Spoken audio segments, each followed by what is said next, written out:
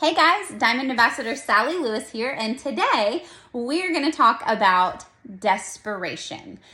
Because let's be honest, no one likes the feeling of feeling desperate, and no one also likes the feeling of someone selling them something when they are desperate, right? It feels very different, and you can pick it out and sniff it out from a mile away. And sometimes we still end up buying things from people who are desperate, but here's what it does, okay?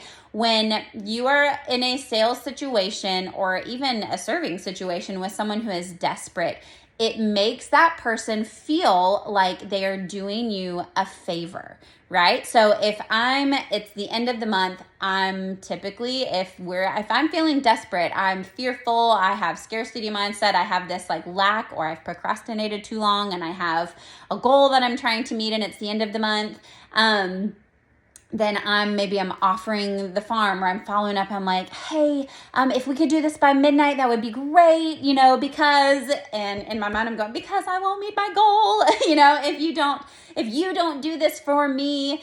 And what ends up happening is that person feels like they're doing you a favor by joining, by signing up, by trying these products. They are doing you a favor. Now, what is that going to do for them in their health journey? If they joined this to do you a favor, do you think that they're going to continue to be consistent month after month for themselves all of a sudden when it's not, your goal on the line for them? No. So we might still end up buying something, but it's not building trust. It's not building a connection. You're not building value enough for someone to want to do this and be excited to do this for themselves, which is really key here. So how do we get rid of desperation when we are in a goal-oriented, growth-oriented position? We do need people to join us and sign up and order our products from us, right? But we have to have a mindset shift. When we are feeling desperate for something, we have the mindset of, I need this from you. Now, if I was going to tell you, I need something from you, immediately people's walls go up. Immediately you're feeling like, oh, what do you need from me, right? So we have to shift our mindset to, I want this for you.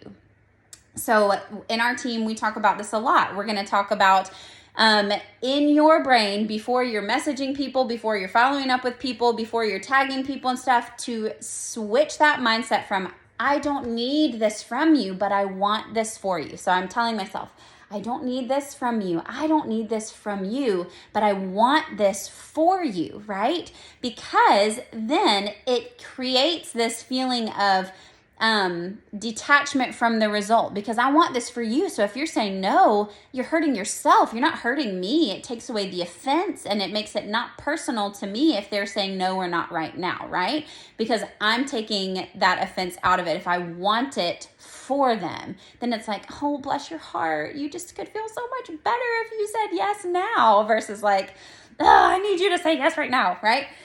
So we have to do our job. We're still going to offer our products and our business opportunity to as many people as we can, but doing it in a way that we don't feel desperate and we're not coming across desperate to people, so that we are building value into what we have and that they are making this decision for themselves, not for us.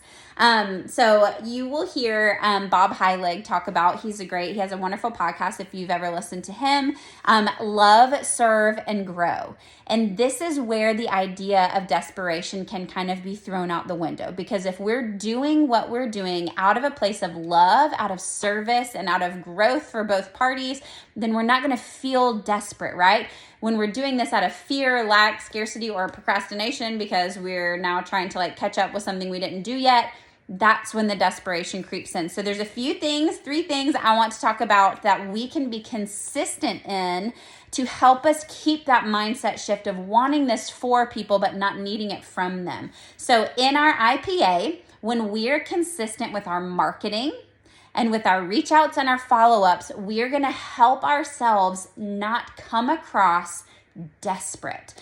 So in our marketing, if we're posting often and sharing this opportunity, sharing these products, what they can do for people, if we're hosting events and giving people an opportunity to get in conversation with us and ask questions, if we're tagging people in testimonies and inviting them to things online that they can learn more and all of these things, we are showing them and proving to them how much value we have in our products, right? How much they would get out of starting these products, how we can solve problems for them through our marketing. We're showing them that this is something that they want and it will benefit them.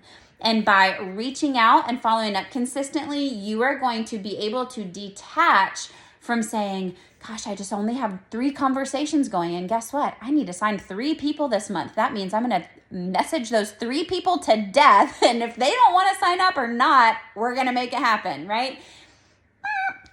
If we're doing our job, our due diligence to do our IPA consistently, that means you are starting conversations, you're reaching out consistently. And what that's doing is filling your funnel with all kinds of people that have different timelines. They're going to have different walls and different levels of, I need you to build value for me. I need you to build value for me.